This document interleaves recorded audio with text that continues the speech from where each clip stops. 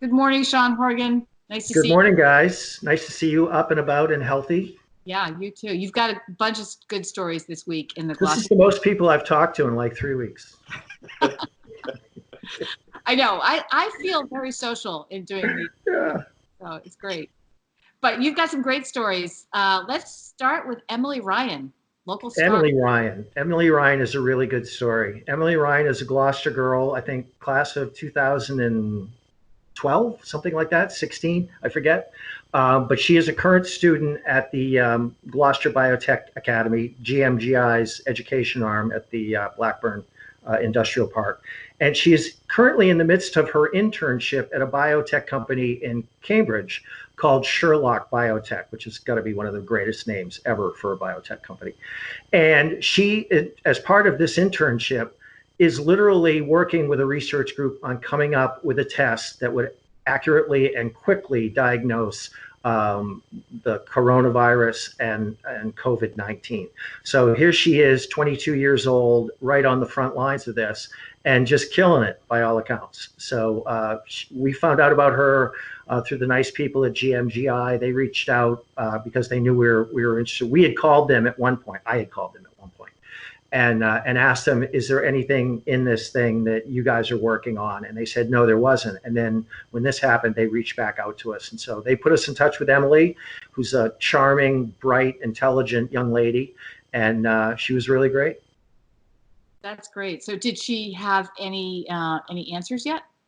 Well, she may have, but she wasn't giving them to me. And she was wise to do so because so much of this stuff, as you get into these tests and these research clinical studies and things like this, so much of it is proprietary. And the last thing I want to do is screw up her internship and bar her from biotech for the rest of her career. So we didn't push her too hard. But she said progress is being made. Oh, well, that's good. But this was just serendipitous that she happened to have started this internship and At this company at this time. Yeah, it was all very, very serendipitous. That's a good word for it. Yeah. So she's working hard on that, and then she'll graduate from GMGI, excuse me, from the academy this summer, and I'm sure she'll be working full time someplace, probably still on this very problem.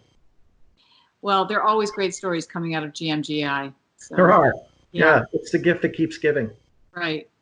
So, and then you not such a happy story, but the charter boat industry and the whale watching industry. Yeah, we're seeing really now the extraordinary span of the tentacles into the economy from COVID-19 and from the pandemic. Everybody, I mean, everybody is going to be impacted by this. And a lot of people are not going to be impacted by it in a very good way.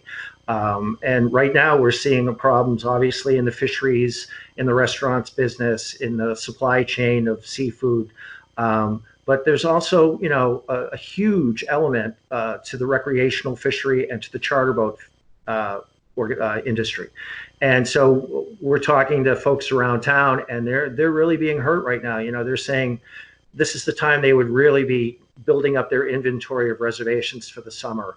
And Tom Morell at Yankee Fleet said the phone hasn't rung in 4 weeks.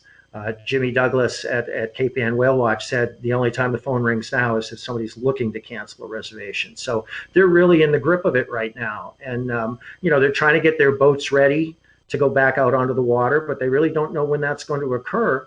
Meanwhile, they're not generating any revenues. They're having to do repairs. They're having to pay dockage fees. They're having to buy their licenses and their permits.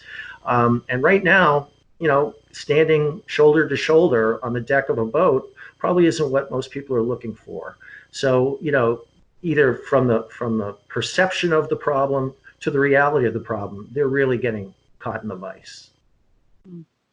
Everywhere you look, no one is untouched. No, I don't think so. No one I've talked to.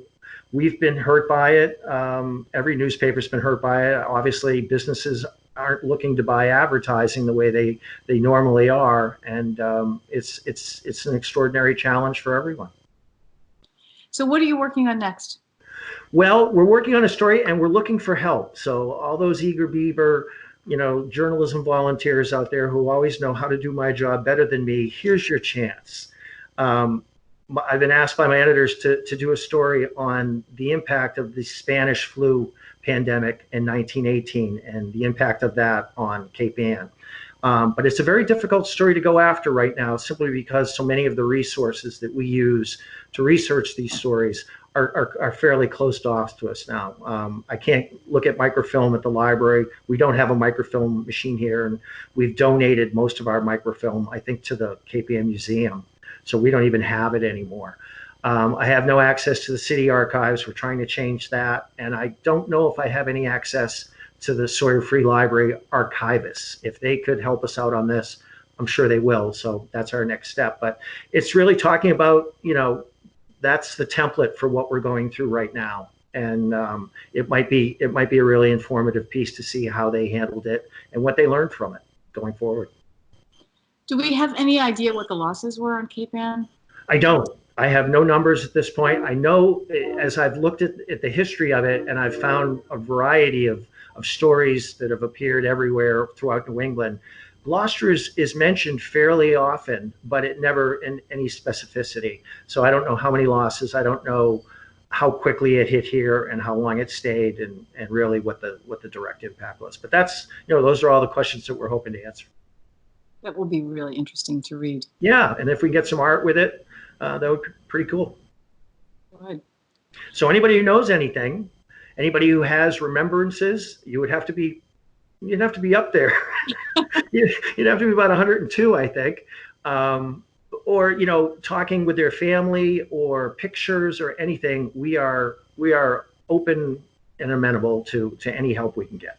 So Sean, what's the easiest way for people to contact you then if they do have? The easiest way is either through email, which is shorgan@gloucestertimes.com, or text me. My cell phone number is 843-655-5232. They can leave a voicemail here at the paper, 978-675-2714. Or they can stop me while I'm walking my dogs. That's probably the easiest way to do it. From a safe distance. Yeah, from a safe distance. And they're very friendly, so no worries there. Great. All right. Well, we look forward to talking to you next week. Thanks, guys. Nice talking to you. Stay safe. Be well. Okay. Bye. Bye.